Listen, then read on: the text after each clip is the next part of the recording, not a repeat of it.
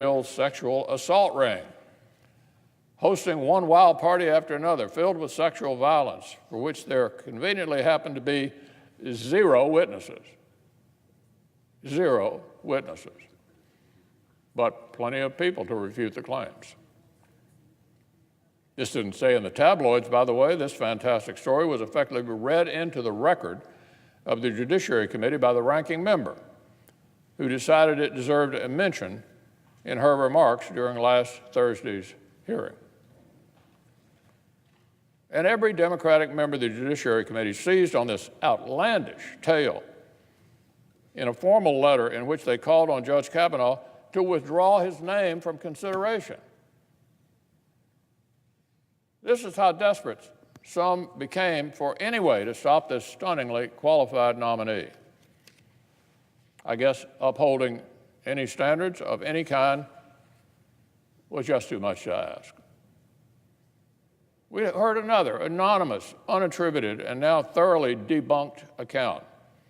This time, an anonymous accusation from Colorado alleging physical abuse 20 years ago. A sitting federal district judge quickly stepped up to bat down that anonymous smear. We heard that Judge Kavanaugh was supposedly responsible for a sexual assault on a boat in Newport, Rhode Island, until the accuser recanted the story completely,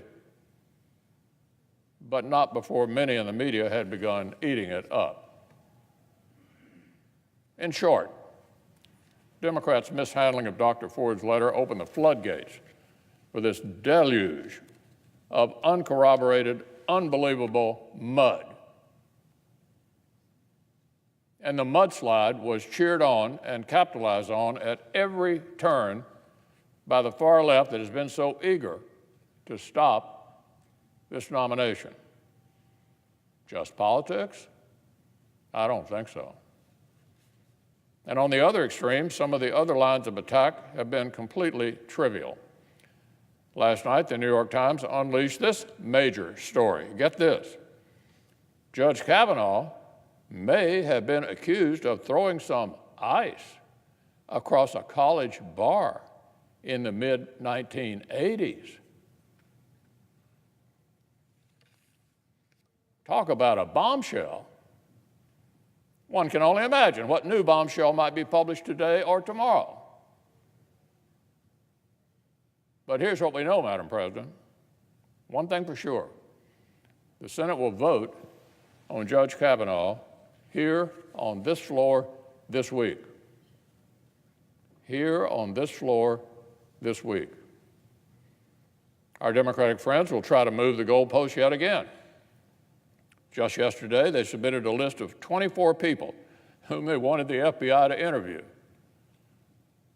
So I'm confident we'll hear that even the very same supplemental FBI investigation Democrats had so loudly demanded is now magically no longer sufficient. Well, after the FBI shares what they've found, senators will have the opportunity to vote. We'll have the opportunity to vote no on the politics of personal destruction. We'll have the opportunity to vote yes on this fine nominee. Now, Madam President, on an entirely different matter. The U.S. economy continues to deliver very good news. My home state of Kentucky is certainly no exception. Yesterday morning, I had the opportunity to take part in the announcement of a major new investment in my hometown, Louisville. GE Appliances unveiled its plan to create 400 new jobs and to invest more than $200 million in Kentucky.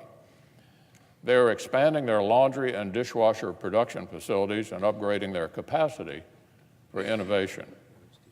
GE's Appliance Park, where nearly 6,000 currently work, has been a manufacturing landmark in Louisville for more than 6 decades. The facility has meant a great deal to my community.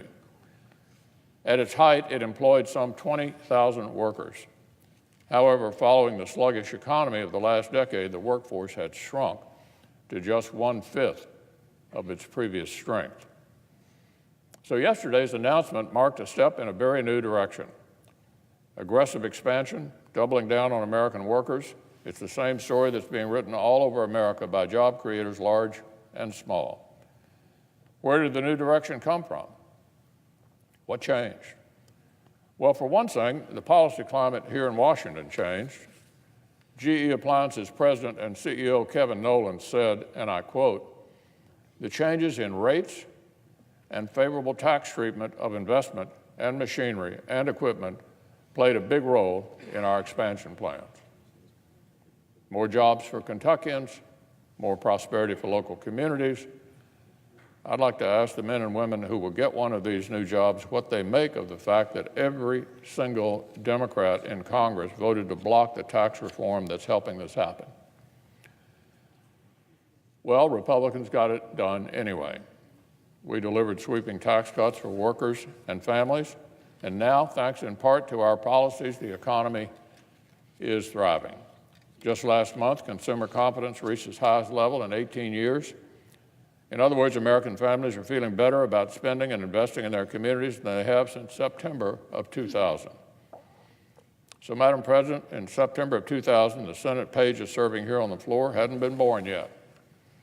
But as these young folks continue their studies and enter the workforce, they'll be participating in an American economy with more opportunities, where workers keep more of their hard-earned paychecks.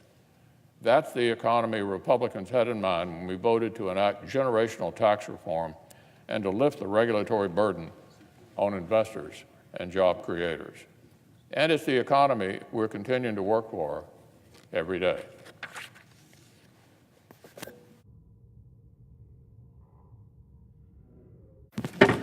Leader.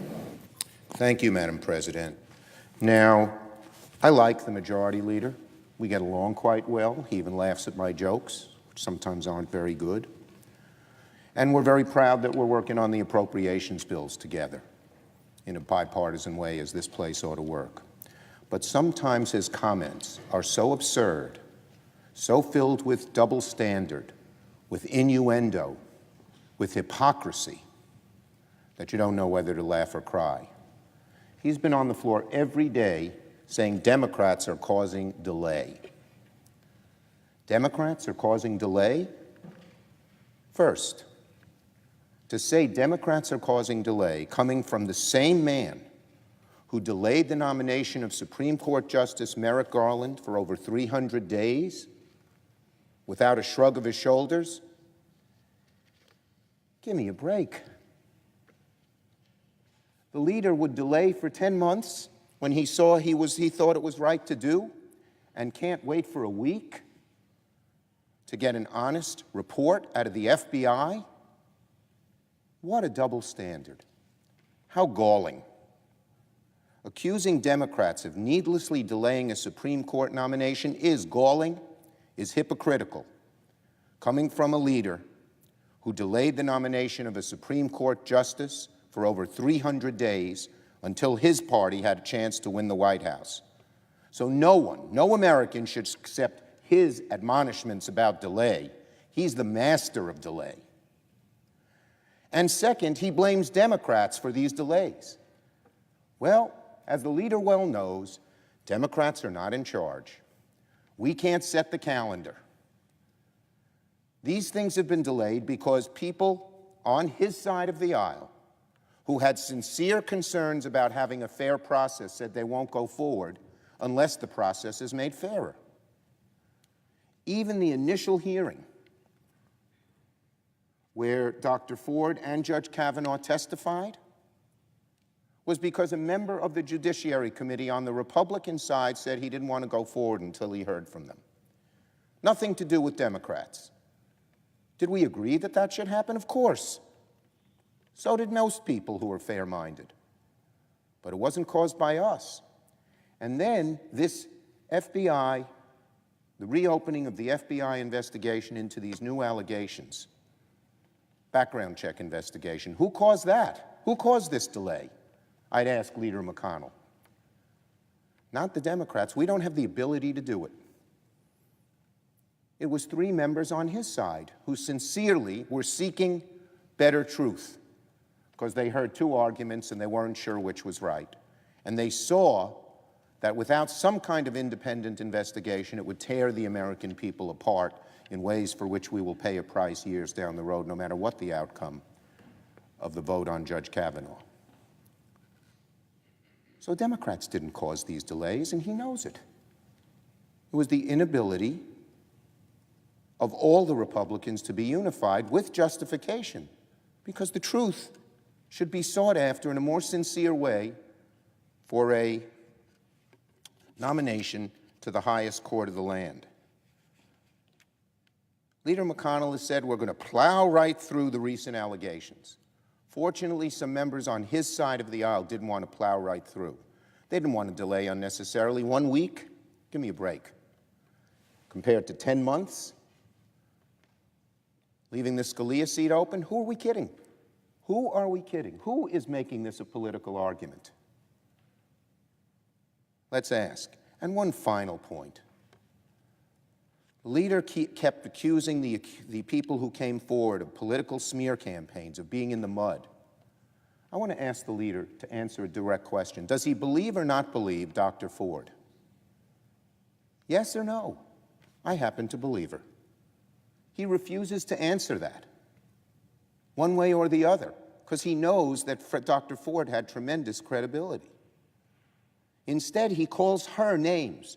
He uses it as Democrats, but she came forward on her own. And by the way, one of the first things she did was call the Washington Post and spoke to the reporter who later wrote the story. That was long before any Democrat knew what was going on. She felt a sincere need to come forward. To call her political, which is what, by ricochet, the leader is doing, is so unfair, is so wrong. To call all three of these women who came forward, whether you believe them or not, as political actors, is treating women in the same way that unfortunately too many women, as we've learned over the last few years, have been treated in the past.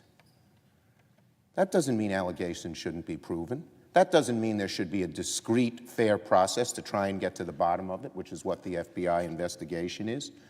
That doesn't mean all men are guilty before proven innocent. It means there deserves to be a fair hearing, even if it takes 1 week. 1 week compared to the 10 months of delay. And finally, Madam President, the investigation itself. It should only take a week, that's for sure. No Democrat has called for it taking more than a week. We are not moving the goalpost back. But it should be thorough. It should not be limited by the Senate Judiciary staff, who was initially calling the shots, and they've been biased to begin with. When the Democratic staff asked to be on the phone with the counsel to the president, Mr. McGahn, the Republican staff refused. That's not bipartisan. That's not fair. That's not even-handed. But fortunately, yesterday, the president said the FBI should go forward.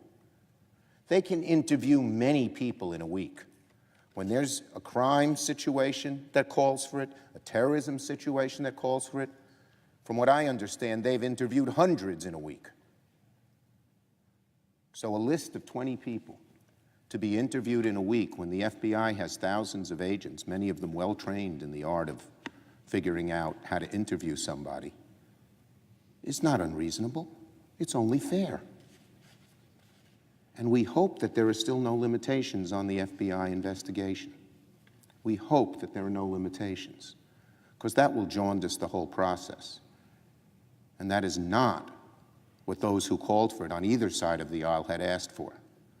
They'd asked for it to be full and fair and open, and then everyone will make his or her judgment. That's all people are asking for. Finally, Madam President, on that issue, I call on President Trump and the White House once again to release in writing what White House counsel Don McGahn has instructed the FBI to pursue. Until then, we have to take President Trump's off-the-cuff comments with perhaps grains of salt. We have to be shown that what he said is actually being implemented. Now let me read you a few quotes. The Supreme Court must never, never be viewed as a partisan institution. That's Judge Kavanaugh, his 2006 confirmation hearings. Here's one more from a speech Judge Kavanaugh gave in 2015. First and most obviously, a judge cannot be a political partisan. I think most Americans would agree with that. I certainly do. A lodestar in our consideration of judicial confirmations should be whether a nominee is independent and within the ideological mainstream. The Judge Kavanaugh we saw last Thursday did not meet the standard laid out in his past statements. His prepared statement to the committee, prepared, if you will, malice aforethought, accused sitting U.S. senators of a phony smear campaign, lambasted, quote, left-wing opposition groups, and portrayed the recent allegations, the allegations of Dr. Ford, Ms. Ramirez, the third person who came forward, Ms. Swetnick.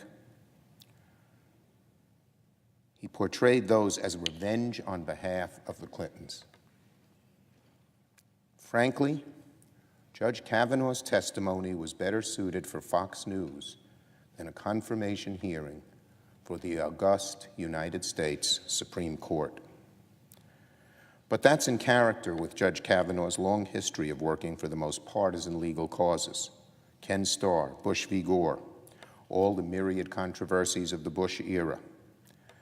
It would be one thing if Judge Kavanaugh discarded his partisan feelings once he donned the black robes of a jurist. Unfortunately, he's been on the bench for many years, and Thursday's hearing revealed that his bitter partisan resentments still lurk right below the surface.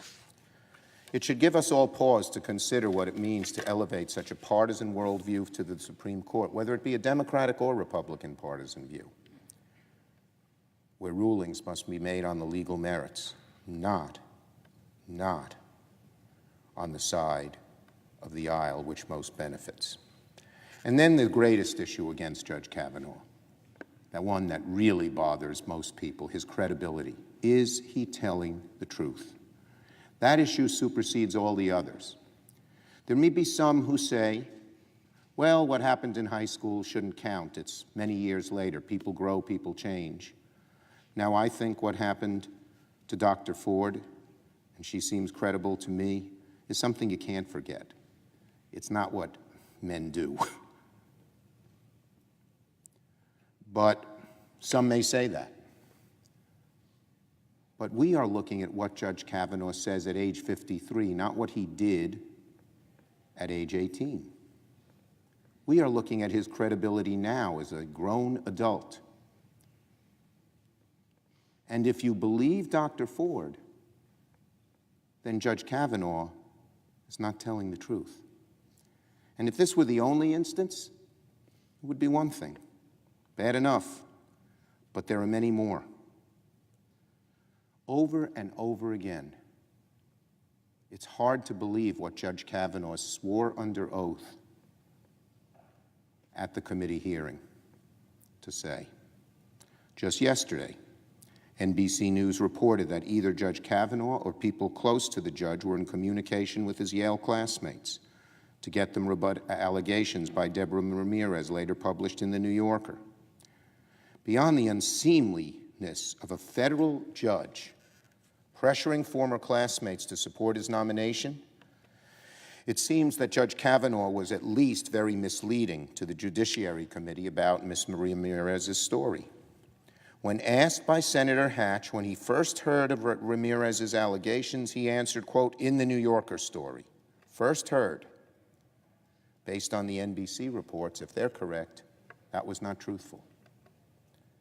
And it would be one thing if that were one isolated incident. But again, there are far too many misstatements, far too many inaccuracies, far too many mischaracterizations.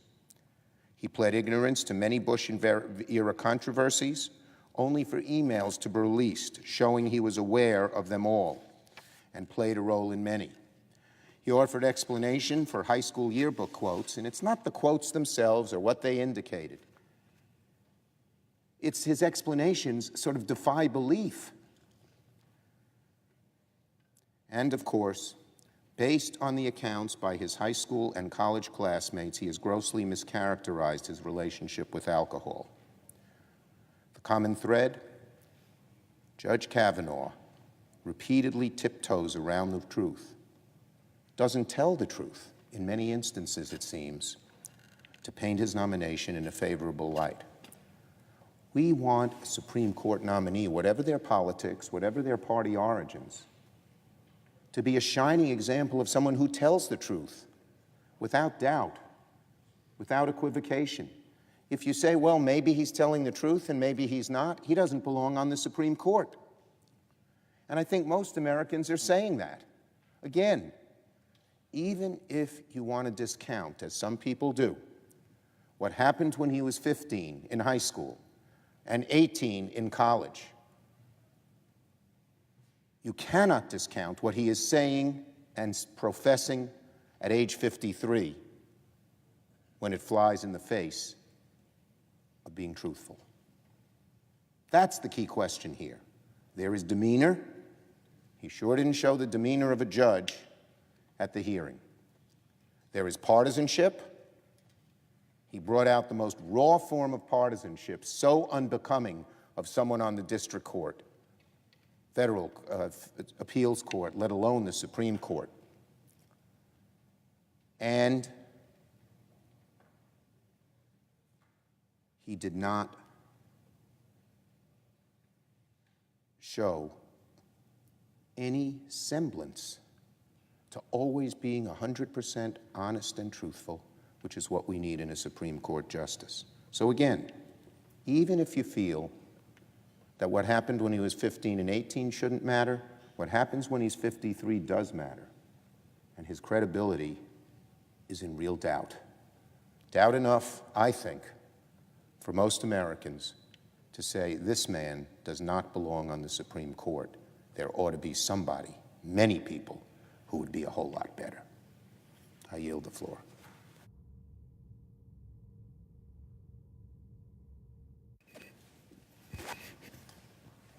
Madam President, what is the business before the Senate? Motion to concur. With respect to FAA. Thanks, Madam President. And I ask unanimous consent to speak as if in morning business. Without objection. Thank you, Madam President. I've been in politics for a long time, but I've never seen anything like what I witnessed when I went back to Chicago last Friday and Saturday and Sunday. From the minute the plane landed at Midway Airport in Chicago, through the entire weekend, everyone was engaged. People were coming up to me, total strangers, expressing themselves about the hearing that had just been completed with Dr. Ford and Judge Kavanaugh. I was stunned, and I've done this for a long time. The doorman in the rain holding an umbrella at the hotel, talking about what he heard and what he remembered from the hearing. The taxi cab driver, the person on the street, everyone wanted to speak to me about this. It's been estimated that 6 out of 10 Americans listened or watched the hearing last week. I'm not at all surprised. The response that I found on the street and in the neighborhoods and in meetings around my state of Illinois and the city of Chicago certainly gave evidence to that. And it was an interesting response, too, primarily from women, but not exclusively. Women who came up to me, and you could tell by the look in their eyes and the tone of their voice, something had just happened publicly in America which touched them personally. Some would confide in me in a whisper about a personal experience they had had. Others would look into my eyes, and I realized that this meant a lot to them for reasons they didn't want to share. But that hearing last week was a moment I've never seen before in American politics in the time that I've been around. The second thing I noted was the comments about Dr. Ford. Except for a still photograph, I had never seen her before she walked into the committee room last week to testify under oath. I didn't know what to expect as she sat down after taking the oath and began her testimony. Time and again, the people who work with her described her condition as fragile, In her own words, in the course of her testimony, she said she was terrified. Terrified. And why wouldn't she be? At this point in her life, to become a national person, a national profile, a national celebrity, to see her experience turn her family life upside down to the point where she was forced to move out of her home and her family had to take refuge in safety in a secure location. All the attention that was being paid to her, some with praise and some with criticism, it's the kind of thing that even politicians are supposed to get used to and never do. But imagine an ordinary person. And I listened to her testimony, and I heard what she had to say about why this event took place.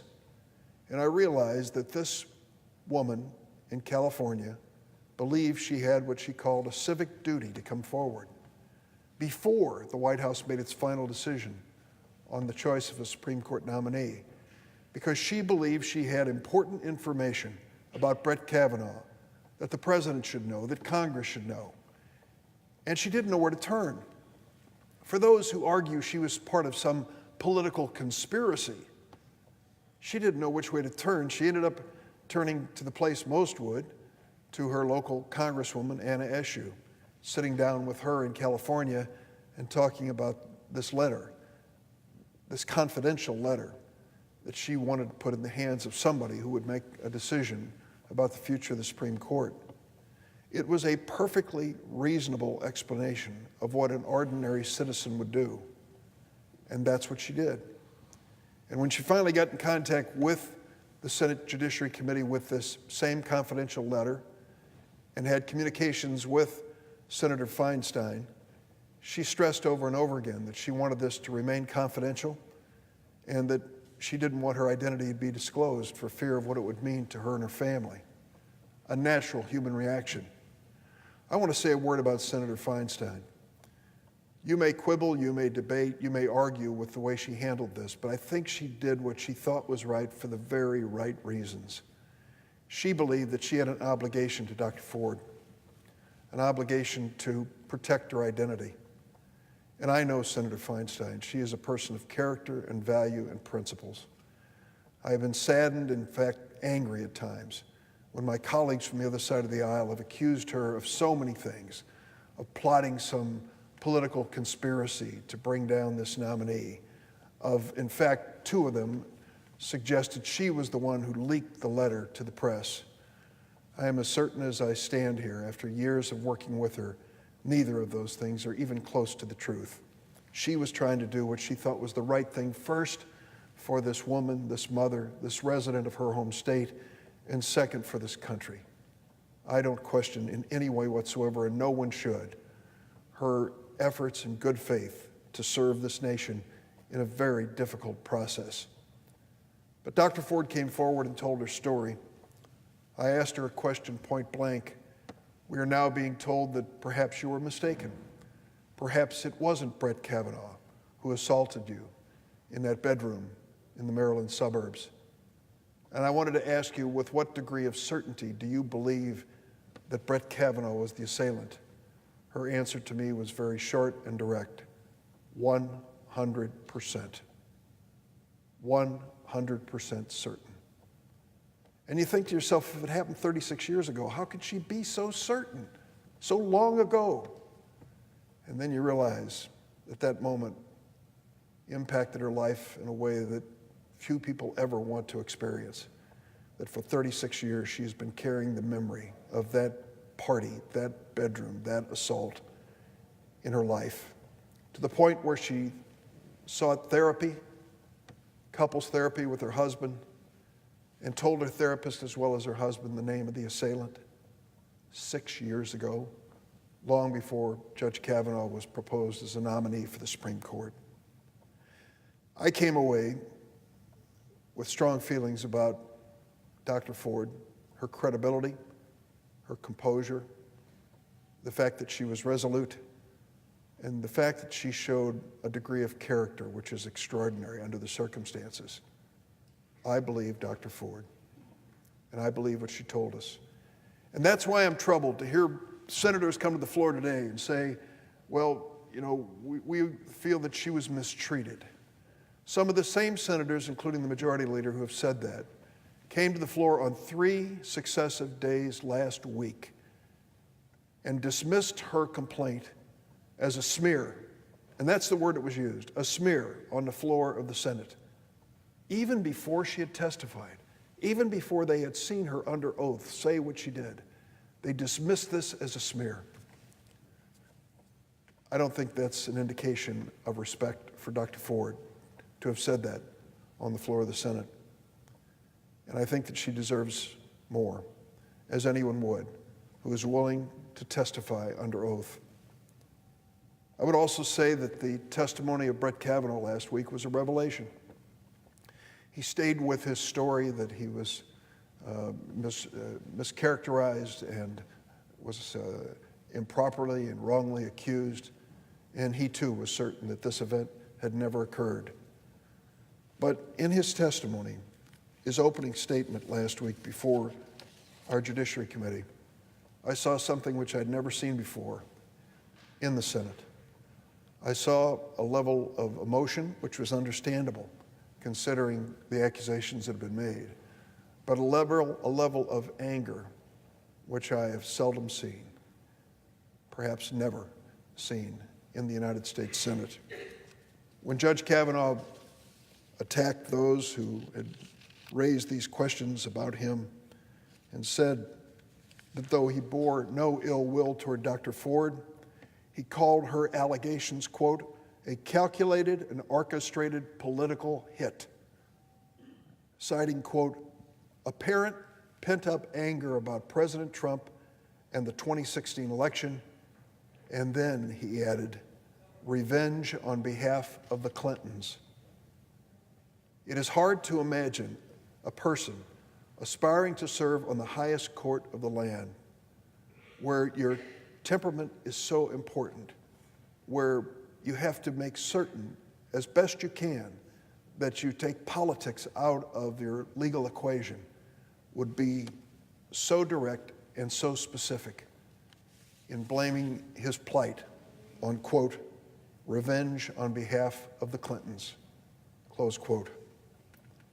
This grace note, political grace note from Brett Kavanaugh, this lock her up grace note, may be appealing to some on the political spectrum, but it speaks volumes about this judge and how he would serve if he ever had an opportunity to be on the Supreme Court. It's been said over and over again by the Republican majority leader that the Democrats are in the midst of a big delay tactic here. I have to echo the comments of Senator Schumer earlier. It is very difficult to take the Senate Majority Leader credibly when he makes a statement that we are trying to delay filling a vacancy on the Supreme Court. The Senate Majority Leader has set the record in delaying Merrick Garland's nomination for more than 300 days, when he even refused to meet with the man, let alone consider a hearing when Judge Garland was nominated by President Obama. To have this majority leader now tell us that we are the ones responsible for delay really is to ignore history and to ignore the reality of what has occurred here. Because of the courage of his members, 3 of whom have stepped up and said, we won't dismiss Dr. Ford's allegations with just a staff phone call. We want an actual hearing. That was inspired by 3 Republican members of the Senate. And we backed them up. We thought their request was right. And this FBI investigation, I know a little bit about that because I asked Judge Kavanaugh directly during the course of this hearing what he wanted us to do, not what the White House wanted us to do, not what the Senate Judiciary Committee Republican leadership wanted to do. What did he, Judge Kavanaugh, want to do when it came to this FBI investigation? My point was, if Dr. Ford is willing to submit her allegations to an FBI review, why wouldn't you, Judge Kavanaugh? If you believe there are no credible witnesses, no credible evidence otherwise, why wouldn't you want a complete investigation done by the nonpartisan professionals at the FBI? But even then, he refused that thought of an FBI investigation. It wasn't until Senator Jeff Flake, a Republican of Arizona, made it clear that he would not move forward on a vote on the floor without that FBI investigation, joined by Senator Coons of Delaware and many others, that this FBI investigation is underway. And so give credit where it's due. Any delay of a week for us to consider this is really inspired by Senator Flake's request with the support on the Democratic side of the aisle. So to blame us for this delay, unfortunately, again, is not accurate. But it appears now that Senator McConnell, the Republican Majority Leader, is determined to plow through this, as he has said. He has said this will be on this floor this week, this nomination. If the FBI investigation is completed Thursday or Friday, there will be a report that's available for senators to review, as they should, to read the results of this investigation and draw their own conclusions. That's the orderly process of the Senate. But it appears that Senator McConnell can't wait. He can't wait for that to be completed and thoughtfully considered by his colleagues in the United States Senate. It has to be this week, he is determined, and has said over and over again. He blames us for delay. If we take a day or two or more to thoughtfully consider whatever the FBI finds, isn't that our constitutional responsibility? Filling a vacancy, a lifetime appointment to the highest court in the land? That, I think, is my responsibility and should be his as well. Let me close by saying that this has been a celebrated chapter in history. Will be remembered. To have a Supreme Court nomination for the swing vote in the court that may tip the balance for decades before us is something we obviously take seriously. That it would come at a moment when these allegations have been made about sexual harassment, as we are facing this issue at every level and every sector of American culture, really dramatizes the importance that we get this right. Most importantly, that we be fair. Fair both to Dr. Ford, who had the courage to step forward, fair to Judge Kavanaugh, who has the right to tell us his memory of events and to be taken seriously as well.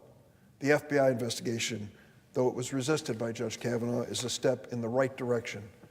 I hope that my colleagues on the other side of the aisle who have not declared where they are and how they'll vote on the Kavanaugh nomination will wait until the FBI investigation is complete, review their findings, and reflect on the very basic question: is Brett Kavanaugh the right person at this moment in history to be given a lifetime appointment to the highest court in our land? Thank you, Madam President. I yield the floor. Suggest to the absence of a quorum. Clerk will call the roll. Mr. Alexander.